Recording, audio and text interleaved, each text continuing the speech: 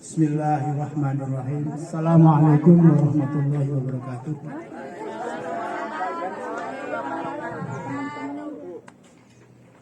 Innal hamdalillah nahmaduhu wa nasta'inuhu wa nastaghfiruh wa na'udzu billahi min shururi anfusina wa sayyi'ati a'malina may yahdihillahu fala mudilla lahu wa may yudlil fala hadiya lahu.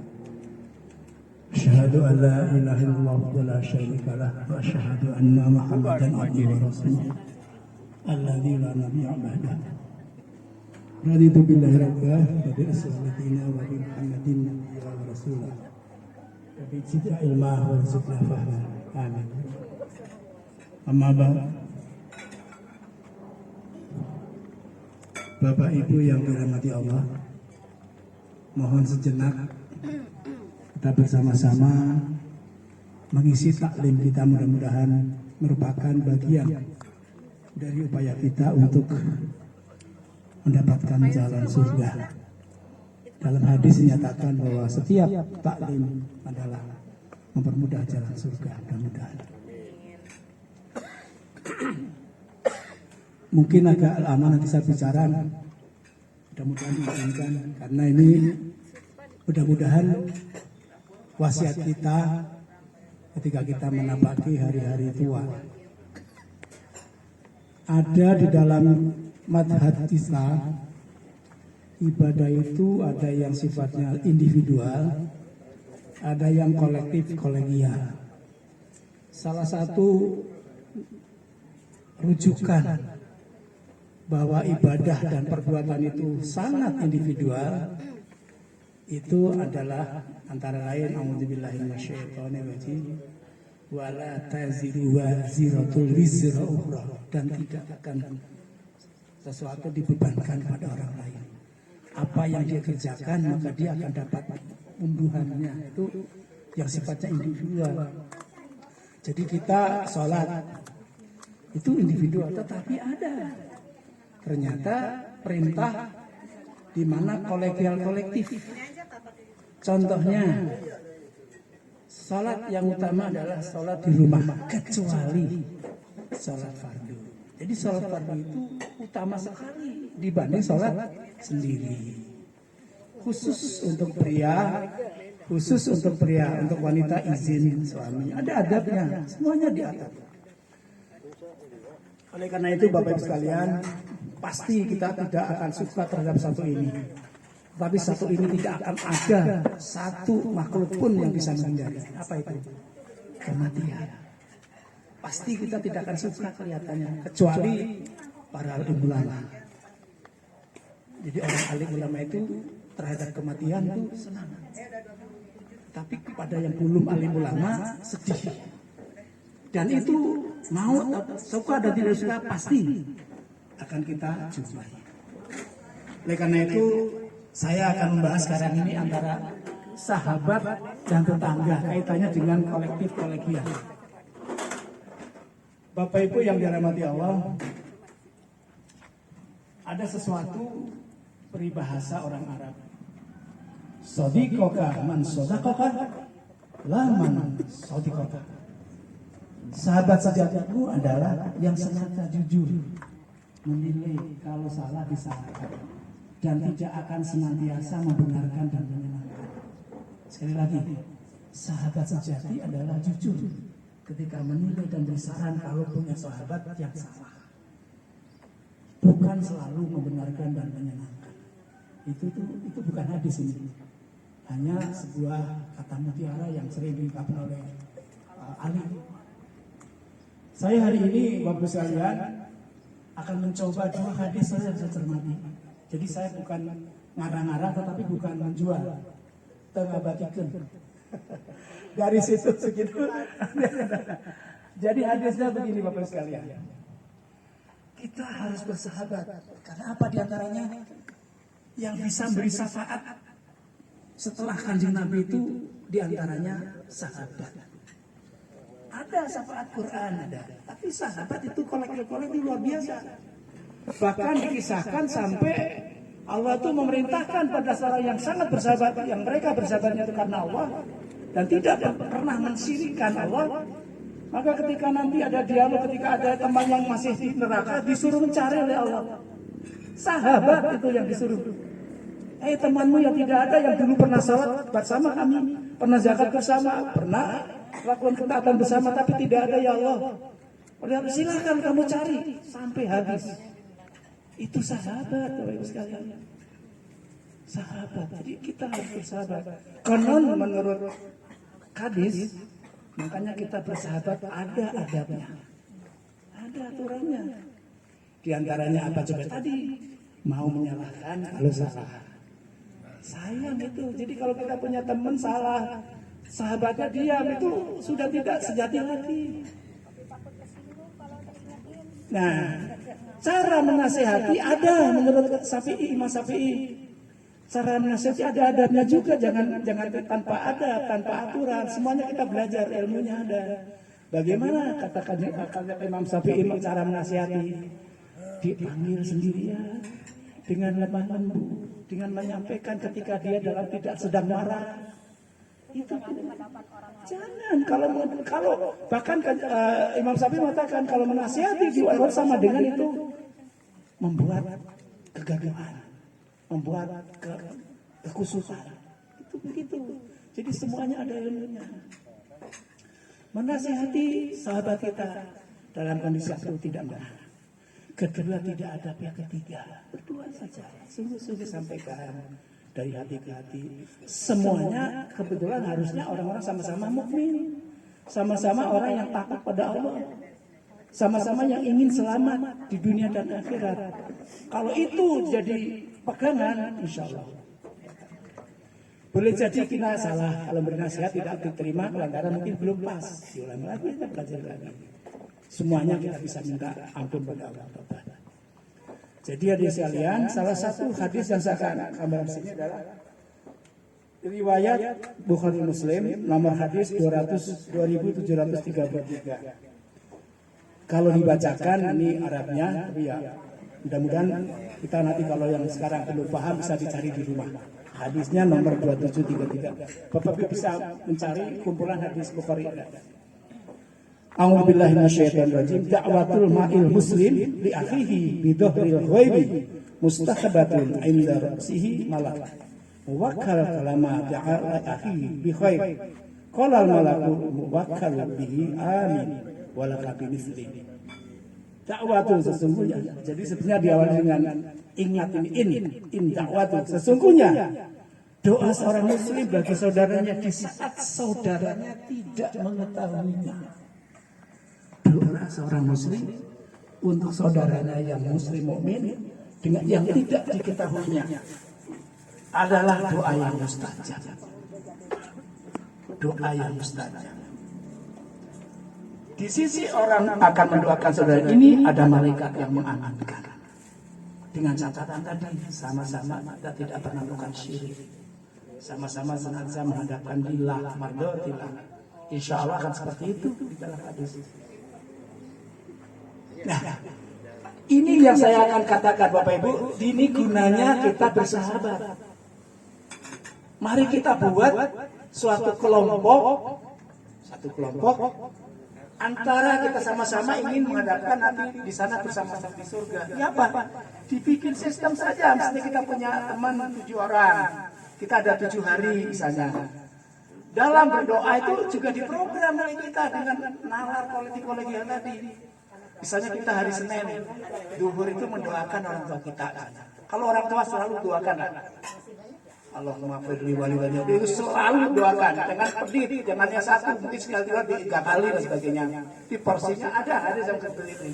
Jangan pedih pada orang tua, doakan. Mungkin pada saat asar kita tahan hiji-hiji. Ini grup battle grup muhajirin ini siapa-siapa diingat-ingat sahabat kita, doakan oleh kita. Yang lain juga mendoakan, jadi saling mendoakan. Ini namanya kita menggunakan akal pikiran. Ya, menggunakan akal pikiran, saling mendoakan memang diprogram oleh kita dengan akal pikiran supaya sama-sama mendapatkan syafaat. Jadi mari kita mulai sekarang bersama-sama bikin grup. Ada satu lagi Bu yang saya sangat penting sampaikan. Ternyata saya meneliti ini. Sudah antara 20 ini satu tipis setiap. Ternyata kalau ada yang meninggal sahabat kita, paling-paling di WA doang. Dari 100 yang saya pernah teliti, tidak ada yang dia mengatakan, saya ingin menyolatkan tubuh ya. Padahal anjuran hadis begitu. Nih hadisnya. Min rajulin muslim yamutu fa yaqumu 'ala jannati arba'atuna rajulan la yusyriku billah syai'a illa safa'ahumullah fihi. Tidaklah seorang muslim meninggal dunia lantas disalatkan jenazahnya oleh 40 orang yang tidak pernah berbuat syirik kepada Allah sedikit pun, malaikat Allah memperkenankan syafaat mereka untuknya. Ini yang sekarang ini berkembang tidak ke sini. Dengan adanya medsos rata-rata inna lillahi raji'un. Gak pernah satu pun yang mengatakan tunggu saya insya Allah akan datang untuk menyolatkan. Ini hadisnya sahih. Hadis riwayat Muslim. Cobi ayeuna orang mati. Orang mudah sadayana. Amun urang saris. Ya ada alasannya, ada ini ya, kalau jauh ya nggak apa-apa, tapi kalau yang dekat minimal atau ukuran jauh dan dekat sekarang berbeda dengan dulu. Zaman Nabi perang Tabuk itu 700 kilo. Nabi sampai ada Ka'ab itu sahabat yang sangat baik pun sempat mengelak. Dia salah satu contoh bahwa Ka'ab itu pernah tidak mau merdekakan kajian Nabi, tapi akhirnya terketahuan dia jujur. Maka oleh kajian Nabi didiamkan 50 hari lebih. Jadi ada juga ya, ada Islam mendiamkan orang yang salah itu ada, boleh. Nah kecuali kalau salahnya manusiawi hanya 3 hari bolehnya. Kalau salahnya karena ukhrawi kayak tadi dia jihad tidak mau, dia bohong, itu boleh didiamkan ketika sudah minta ampun sampai kajian Nabi 50 hari lebih. Kalau kita dengan istri kan duniawi 3 hari masih lalu dari dosa lebih. Ulah lah aku tidur dia awas panggung. Sekarang kuat ya karena saja megas ribu. Di Bapak sekalian coba 1-2 lagi saja. Sudahkah kita ingin dapat sahabat di teman sahabat kita? Pasti ingin. Kita kali-kali tidak bisa menolong diri kita sendiri kecuali dengan sahabat. Ini manfaatnya kolegial kolektif. Makanya sholat berjamaah itu 27 derajat. Karena apa? Bersama-sama. Kalau satu sendiri adalah satu, kalau fatihahnya benar. Kalau sholat berjamaah, datang sholat, makmumnya benar, kita ikuti, jangan mendoli imam, udah beres.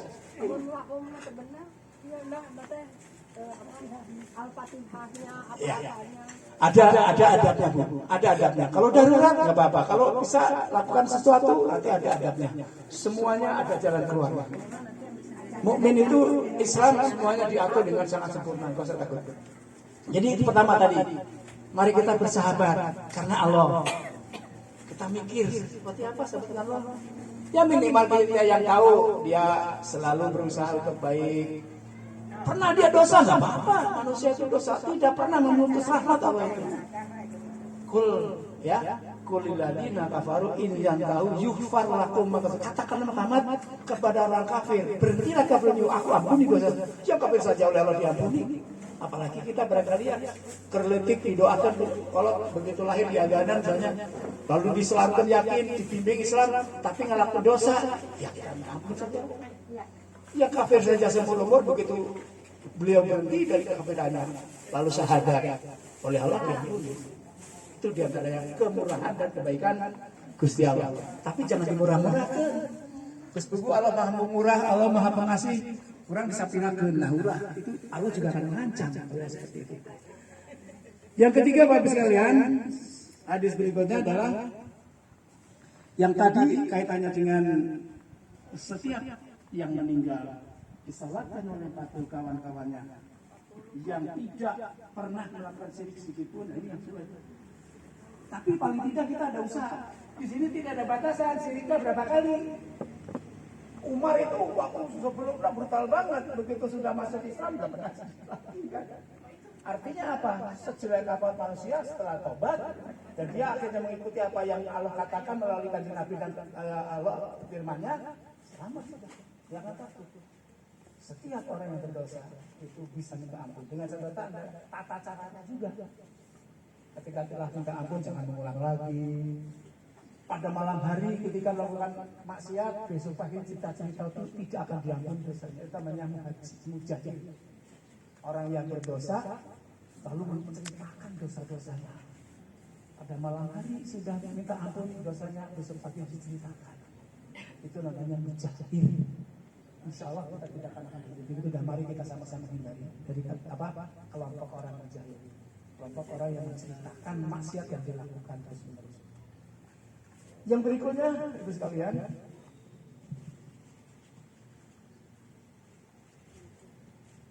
pada persahabatan ternyata bagaimana kita sahabatnya.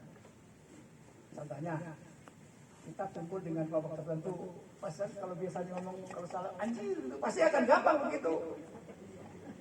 Tanpa disadar, anjir. Kadang sedikit anjir. Itu kelompok, itu sahabat. Jadi bagaimana kita terbentuk diri kita, bagaimana kita bersahabat. Dikiaskan oleh Kanjeng Nabi di dalam hadisnya, Muslim juga, kalau kita berteman dengan penjual minyak wangi, maka setidaknya akan terbau cium bau harum wanginya.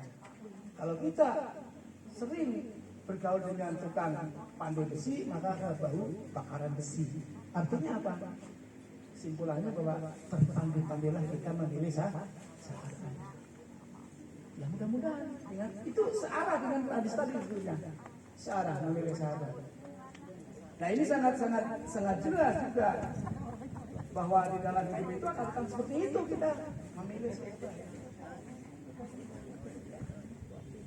Yang berikutnya satu lagi saya akan kaitkan dengan kaitan ini. Abdullah Umar radhiyallahu anhu qol khairul ashabi indallah khairun ala sahibihi wa khairul jili indallah khairul rijali. Riwayat Tirmizi. Dari Abdullah bin Amr sallallahu alaihi wasallam, sebaik-baik sahabat di sisi Allah adalah mereka yang paling baik kepada sahabatnya. Dan sebaik-baik tetangga di sisi Allah adalah mereka yang paling baik kepada tetangganya. Paling baik diantaranya apa kayak tadi? Kasih sayang, mencintai, kalau sakit ditengok, kalau melakukan kesalahan ditegur. Sampai ketika kita punya makanan, bagilah. Bahkan dianjurkan oleh hadis ini, dicontohkan Kanjeng Nabi, kalau masak yang berkuah, banyaklah kuahnya. Bagikan pada saudara kita.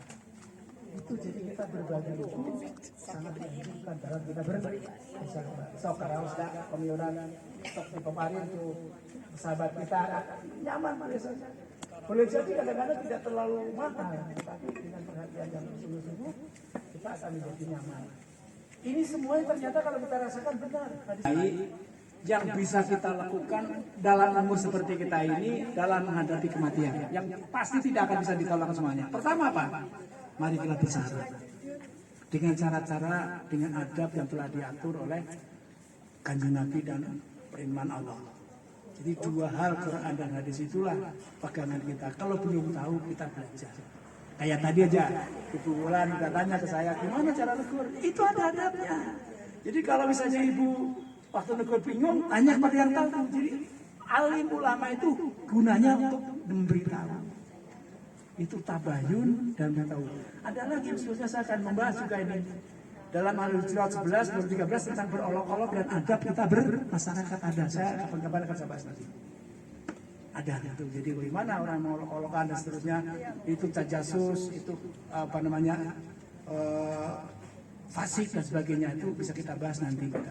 Tapi sementara ini kita seanggap penting ini, mari kita membangun persahabatan kita, yaitu untuk sama-sama nanti pulang di surga bersama-sama. Tidak ada saya kira orang apapun yang tidak ingin masuk surga. Dan syaratnya ada dan jelas. Di Quran itu, di hadis jelas, tidak ada yang ragu-ragu. Semuanya diatur. Kalau kita belum tahu, ya belum tahu saja, kita tanya, kita cari informasinya. Sekarang Bapak Ibu dengan tangan gampang sekali, klik saja. Benarnya nanti kita lihat lagi, tapi ada. Tulis saja di dalam Google itu saja cara-cara bergaul menurut hadis sahih. Udah muncul. Kita akhiri dengan doa kafaratul masjid. Subhanallah wa bihamdihi, asyhadu an la ilaha illa anta, astaghfiruka wa atubu ilaik. Assalamualaikum warahmatullahi wabarakatuh. Waalaikumsalam warahmatullahi wabarakatuh.